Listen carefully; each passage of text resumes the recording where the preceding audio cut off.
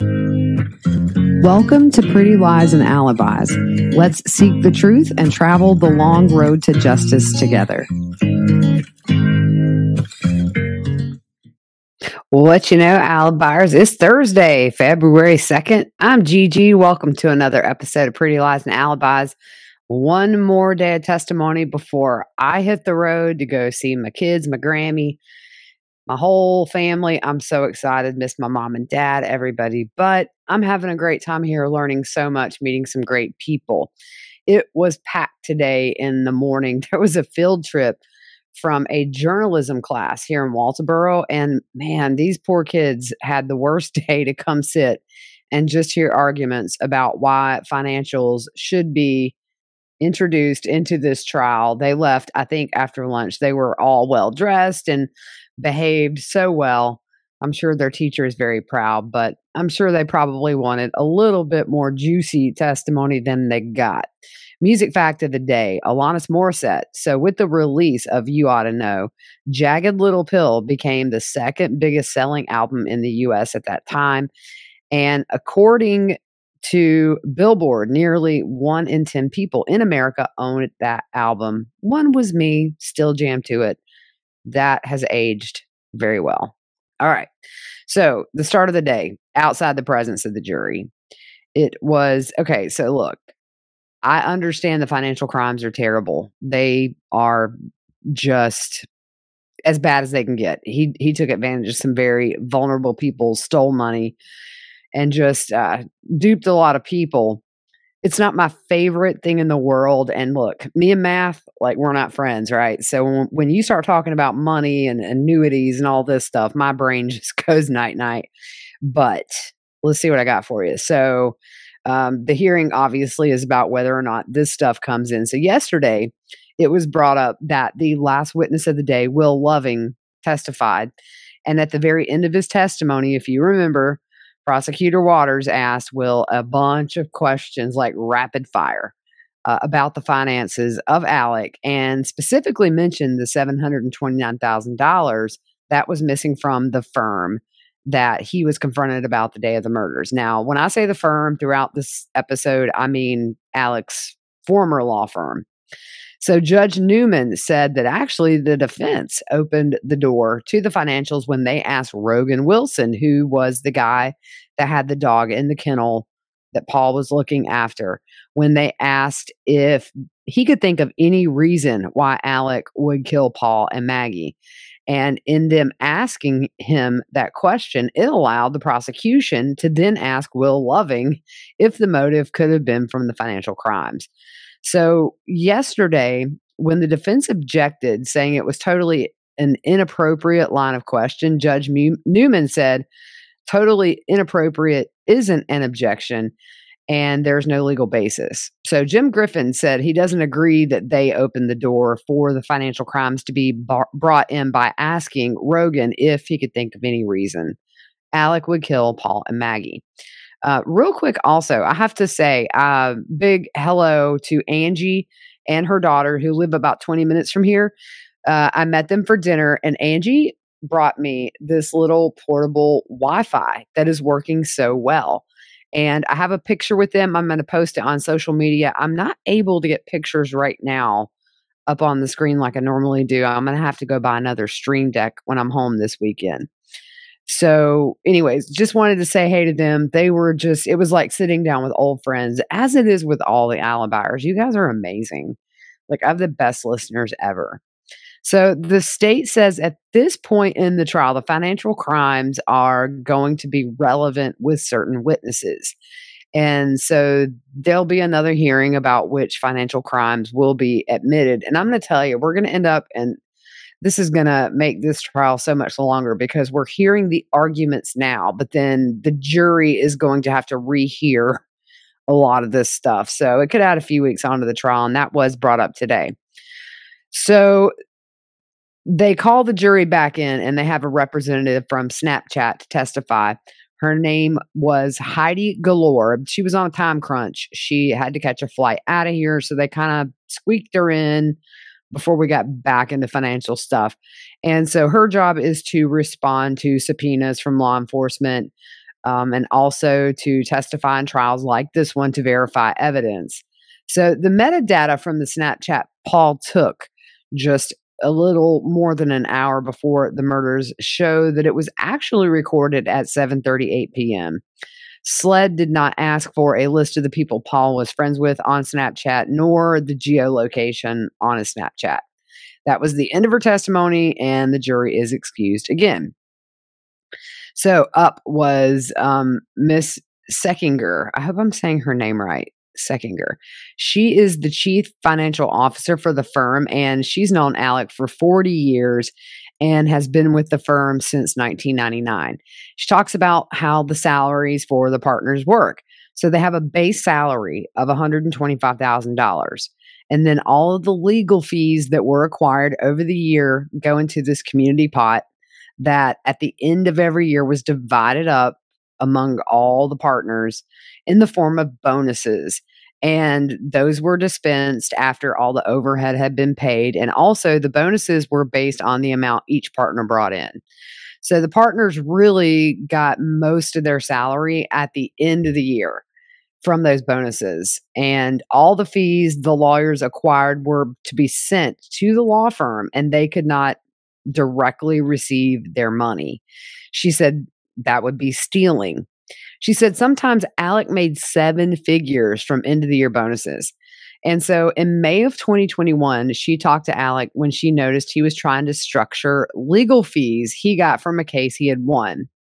He said he sent money to Forge. Now, there is a legit company called Forge Consulting based out of Atlanta. We know Alec set up a bank account. It was his name doing business as Forge, and it was a Bank of America account.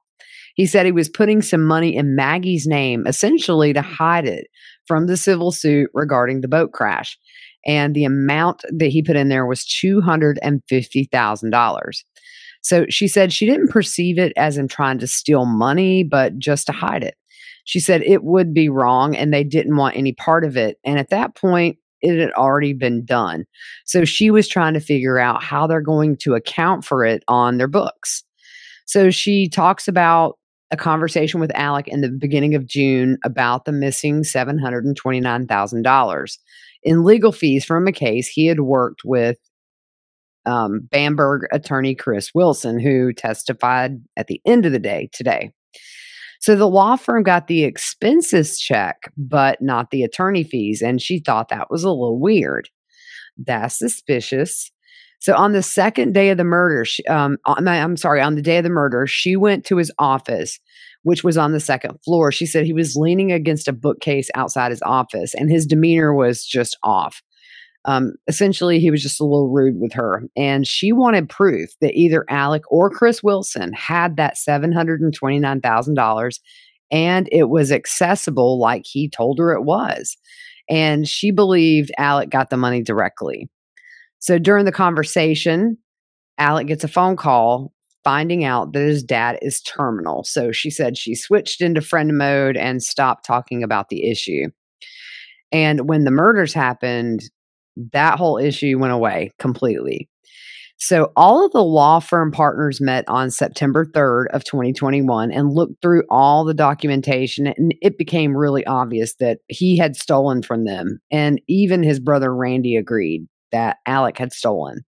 When they confronted him with what they had found, he admitted it and they made him resign. So the firm kept looking into this and found payments to Palmetto State Bank. And it was kind of structured as if it was going to be put in there to be held for the beneficiary, but the checks were used for Alec's personal use. For example, in one case, he reduced his normal 30 to 40% fee so that more money would actually go to the client in theory, but it didn't. It went into the bogus Forge account. And this cut the firm's profit and gave him more money to put in his pocket. So ultimately, the firm found that from 2011 to 2012, Alex had stolen from the Badger family, whose mother was killed in a car crash, which involved a UPS truck. And the settlement was $3.1 million. Alec took $1.2 million in legal fees, and to boot, he stole another $1.3 million. The firm had to find all the clients that he had stolen from and pay them back, by the way. So get this. Russell Lafitte, he was just convicted late last year in a federal trial. That's the witness's brother-in-law. He is married to her husband's sister. Man, just poor lady. Let me tell you all about our sponsor of the week, Prose.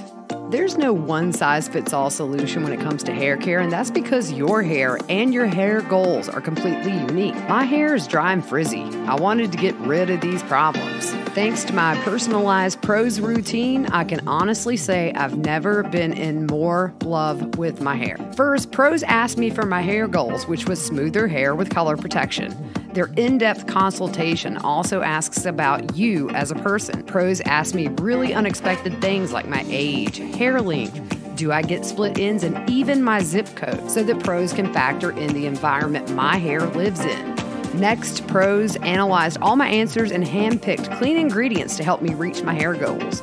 I used the Scalp Remedy, Clarify and Cleanse Color Extending Shampoo, and the Smoothing Solution Volume Building Conditioner. I also used the Boar's hairbrush that makes my hair super smooth. My hair is completely different. The frizz is gone and it's so much softer. All their ingredients are sustainably sourced, ethically gathered, and cruelty-free. They're also the first custom beauty brand to go carbon neutral. If you're not 100% positive Prose is the best care hair you've had, they will take the products back, no questions asked. You know your girl's been lacking in the sleep department lately, but I found something that helps me sleep much better when I do sleep. Who knew that a better pillowcase is all you need for better sleep? Let's talk about practicing self-care while you sleep. Set yourself up with better sleep this year with Blissy's award-winning 100% mulberry silk pillowcases. It gives you better hair and skin. Seriously, silk, it's what's best for your hair and skin. It reduces frizz, tangles, and prevents breakage. That's because it keeps the moisture in your hair and your skincare products and natural moisture on your skin, unlike cotton does. You can say goodbye to wrinkly, dry, flaky skin in the morning and wake up with healthier and shinier hair that won't take you an hour to fix. Blissy's pillowcase regulates temperatures, keeping you cool at night. You don't have to flip the pillow anymore, thank goodness. Unlike other silk pillowcases, these are the highest quality silk. And guess what? They're machine washable and durable. Valentine's Day is coming up, so why not give the gift of better sleep? Plus, it comes in gift-ready packaging they'll be sure to love. I love that the pillow stays cool, I don't have to flip it, and no more sleep lines. Everybody loves them. They have a ton of different prints and colors, and they make great gifts because there's an option for literally anyone. Hey, men, they love them too. They have over 1 million raving fans, and you need to be next. Try now, risk-free for 60 nights at blissy.com/whattheworld. Get an additional 30% off. That's Blissy, BLISSY.com/whattheworld, and use code WhatTheWorld to get 30% off. Your skin and your hair will thank you. So on cross was Jim Griffin, and he said she stopped looking into the missing money when Alex's father took a turn for the worse. And he asked if the firm documented the forged bank account way back in 2015. And she said they did, but it didn't really catch their attention before that. So he points out that their documentation, from 2015 and 16 and 17 and so on, and was it there? And she said yes. So on redirect, Prosecutor Waters asks if there's any explanation for money coming out of the firm's trust fund for their clients and into Alex Boga's forged account. She says no. That was the end of her testimony. So Waters says he has Alex paralegal and also Chris Wilson set to testify, but the defense says that her testimony shows that Alex's stealing of the funds isn't admissible in the case at hand, and it would add 2 weeks to the trial if they admit all the financial stuff. Please don't add this, y'all. 2 weeks. I love being here, but 2 weeks of financial stuff, I might go play on Interstate 95. So the jury would have to hear what we heard today and anything else that's heard outside their presence all over again. And Prosecutor Waters says that they're not trying the 100 white collar cases, but letting this in explains what was going on in Alex's life, and it all came to a head the day of the murders. So Judge Newman calls for a lunch break and calls non-financial witnesses after the break. By the way, if you watched the live Q&A today, they had our mics on and we didn't know it. We were kind of talking back and forth. So it was raining here in Walterboro. By the way, it's like 5 degrees here. I'm freezing and it's a mist coming in from the side. Well, the seat that I was sitting in was wet. And I said, my booty's wet. And I said, when I go back into court, everybody's going to think I tinkled my pants. Well, everybody watching that live Q&A heard me say that. It's okay. Oh, well, I guess I learned to watch what I say. So the next witness was Dylan Hightower. He's an investigator for the 14th Circuit Solicitor's Office, and he works on cell phone extraction and records. So he was actually involved in a trial with Alec in May of 2015. It was a murder case, and actually Alec's dad, Randolph, was the lead prosecutor on that. So he arrived on scene June 8th after a briefing, and SLED had cleared the scene, which means the tape's down. They processed the scene. And once there, he walked everywhere and said there were multiple law firm partners there at the property. So he brought a drone and took overhead shots of the hangar and the kennel area. And they show an overhead of Moselle and talk about the pine trees that kind of line between where the kennels are going up to the house. And so at the time of the murders, the trees were around 6 to 8 feet tall. And the point they were making is that Alex should have been able to see the kennels from the house before he left, if that's what really happened. Now, today, the trees are much taller with the passing of time. But by the way, and I said this in a previous episode, Harpootlian wants to take the jury to the Moselle property to let them just see it for themselves. I really hope the media can go. Maggie's phone, obviously, at this point had not been located. So Hightower was looking for options to find it. So he spoke to John Marvin, who I met today and is very kind. He left and brought back Buster's phone to use the Find My iPhone feature, and they located her phone. And I guess it looked closer than it really was. So he walked like 30 or 40 feet or yards, and he realized the phone's not that close. So John Marvin and another investigator got into a car to find where the phone was tracking. So they drove about a half mile from the entrance to Moselle and got out of the car to walk where the dot was. And it was located about 15 to 20 feet off the road, almost like somebody had tossed it out the window. It wasn't under anything. I mean, it was, visible. They showed a photo in court. It was on the right side of the road, and there were a few drops of standing water on it. Remember, it had rained the night before. It wasn't soaked, but just like 2 or 3 little drops of water on it. So he took pictures of it as it was, didn't touch it. And he was given the extraction once it was complete, but he did put it in airplane mode and sealed it into an evidence bag. So on June 10th, he went to John Marvin's hunting property. So Alec, Randy, John Marvin, and Buster all gave consent and their passcodes to have the data on their phones extracted. He said it takes about 30 minutes to an hour to get just basic stuff off the phone, like calls, emails, texts, geolocation. Now, a full file can take a very long time, like super long. And there was a phone call during the extractions about the condition of Randolph Murdaugh. So they had to leave. They were able at that time to extract the phones of Alec, Randy, and John Marvin. So due to Alec's status as an attorney, they gave his cell phone to the U.S. Secret Service Task Force and got a working copy just a few days later. So get this. This is where it gets a little juicy. The calls from Verizon and the data from Alec's cell phone were examined. There were only 2 calls found on his phone on the day of the murders. But get this, on the Verizon record, 73 calls in addition to those 2 that they did see. And again, they reiterate, usually that's removed by the user. So Harpootlian says the day after the shooting, there were no warnings put out about any kind of an active shooter that might be on the loose. They didn't search the woods or the fields on the property for any kind of a shooter. And he again brings up that statement by the Colleton County Sheriff's Office the next day that seemingly nobody in law enforcement remembers. None of the witnesses on the stand say, yeah, I remember when that came out. Remember there was no danger to the public.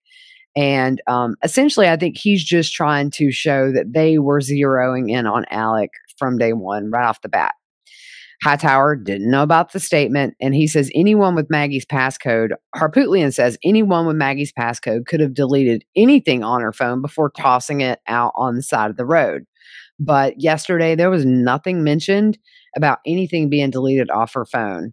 So as of right now, it doesn't look like that happened. And so they kind of have a funny little moment where they're talking about how you throw a phone out of a moving car with your non-dominant hand or whatever. And he asks Hightower, can you throw it like 40 yards? And he's like, yeah. And Harpootlian was like, well, I can't. So the next witness was Katie McAllister. She is a SLED senior special agent. She responded to Moselle the day after the murders, June 8th, around lunchtime. And actually, before they got to the property, they pull up, and this is when they're finding Maggie's phone. So Agent Neal, who was on scene, got the phone call about the passcode for that phone. She was the one that entered in the passcode, unlocked it, immediately locked it back. It was put in airplane mode, and she held the phone as the picture was taken. Back at the property, they had a search warrant, but there were like 20 to 25 people there, friends and family. And so with a search warrant, they all would have had to have left, but with consent, they could have stayed on the property. So consent was given to search the property. And she searched the home, the attic, bathtubs, drains, everything. Nothing was found. Here's my question. Look, I watch Forensic Files religiously. Did they undo the drains and check down inside the drains? Because I've seen episodes where like the sink was clean, but down there it wasn't. Just saying. She spoke with Buster, and he agreed to a buccal swab, which is the cheek swab on both sides, and a cell phone extraction. So on cross, he talks about the search and didn't find any blood or tissue in the showers or the tubs, nothing in the house indicating anybody cleaned up after the murders. At this point, guess what? The jury's excused. So Michael Gunn of Forge Consulting, the legit Forge Consulting is called. They're based out of Atlanta, and this is who Alec posed the account that he did at Bank of America. So Gunn got a call from Lee Cope, who is an attorney at the firm, and he got that call in September of 2021 asking if they had any files and gave him a list of names that were clients. They didn't. The next day, he calls with another list. Again, they never heard of these people. So Cope had asked if they had ever used Bank of America, and Gunn said they used to, but not in the last 3 or 4 years. And he didn't ask Cope why this was being asked, but he did find out on September 7th of 2021. It was then that Cope told him Alec was using a bank account named Forge to steal money by processing checks. And he asked if that account was associated with the real company, and he said, absolutely not. So he's shown exhibits asking if this is legit, that's legit. No, it's not. Gunn says, you would never make a check payable to us. So, in other words, the check would not be made to the consulting firm. I don't know how all this works. I guess it's put in like trust or something. So on cross, Griffin asked if he ever saw Paul or Maggie's name on any documents associated with that fake Forge account, and he says no. They did not sell Alex life insurance on Maggie or Paul either. So the next witness, Chris Wilson, he was on the case where Alec where the $729,000 went missing. Now, Chris has known Alex since high school. They went to law school together. They were roommates for a short while during law school. And Chris said Alec was one of his best friends. When asked about now, Chris said, I don't know how I feel. So he talks about personal injury case with Mack Trucks that involved Alec and another attorney. So they won 2 cases, and combined, they were awarded $5.5 million. Alec cut the legal fee. So his cut from the legal fees was $792,000. Before Chris sent the check to the firm, Alec asked him to send it to him directly to purchase an annuity, and that he had the blessings of the firm to do that. So Chris did in March of 2021. He said it didn't raise any red flags necessarily, but it was kind of different, but he trusted Alec. So in July of 2021, Alec got in touch with him and said he wasn't able to structure those fees the way he thought he could, and he screwed up. Alec said the money needed to be paid back to Chris's trust account, and in turn, Chris could pay the firm. But Alec only ponied up $600,000. That left a deficit of $192,000. And Alec said the missing money was in an annuity, and he could not access it. Chris said he covered the $192,000 and trusted that Alec would pay him back. So he saw Alec at the South Carolina Association of Justices convention. It's an annual convention in August of 2021 and asked him about the $192,000. And Alec said he was working on it and would be getting it from his dad's estate, but Maggie's estate was still tied up. Chris said he was sympathetic to Alec's emotional well-being because of all the trauma, the murders, and the loss of his dad, so he didn't push him on it. So in August of 2017, Chris had Alec sign a promissory note to repay the $192,000 within 60 days. And he wanted it in writing in case something happened because he was worried Alec may kill himself. So on September 3rd of 2021, the firm attorney Lee Cope called Chris and said Alex had been stealing from his clients and also from the firm. Chris called Alec, I guess, several times, finally got a hold of him. They met on the porch of Alec's parents' house, and Chris was ticked off. He said he loved the guy for so long and probably still loved him a little, but he was mad. So at this point, Chris starts to cry on the stand. And he said afterwards, he questioned himself on how, he didn't realize what was really going on. And Alec confessed to him about stealing the money ultimately. The same day, Chris got a call from Lee Cope that Alec had been shot in the head, and Chris thought he had tried to kill himself. Chris said he hasn't talked to Alex since, although Alex texted him, and the text said, "I'm so sorry for the havoc I created. I'd do anything to make it right." He also sent him a letter. I'm assuming the letter came from when Alec was in the pokey. There was no cross on that. Cross. Your girl needs sleep. There was no cross on that. So the state and the defense kind of go back and forth, with the defense saying it made no sense for Alec to put himself in the middle of a murder investigation to get out of the financial crime mess. And Griffin also said it's undue prejudice and they have more evidence about the financial crimes than they do about the actual murders. So here's what Judge Newman wants. He wants to hear from Mark Tinsley, who is the attorney for the family of Mallory Beach, who, as we know, was killed in the boating accident that was involving a drunk Paul Murdaugh driving that boat, allegedly. So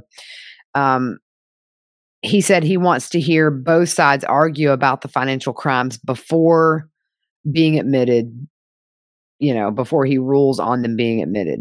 Mark Tinsley can testify on Monday morning, but Griffin said a motion had been filed by them to not allow Tinsley to testify, and the defense is prepared to argue that. So Newman won't hear the argument until Tinsley can testify, which will be Monday morning.